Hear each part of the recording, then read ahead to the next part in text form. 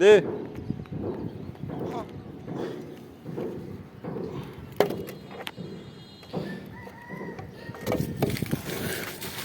আরে ময়লা পানি রে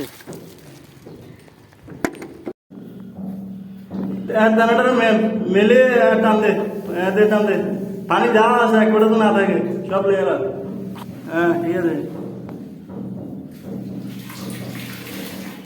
বেল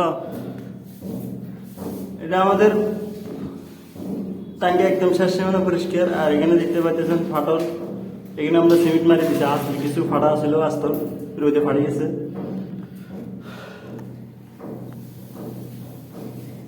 যেটা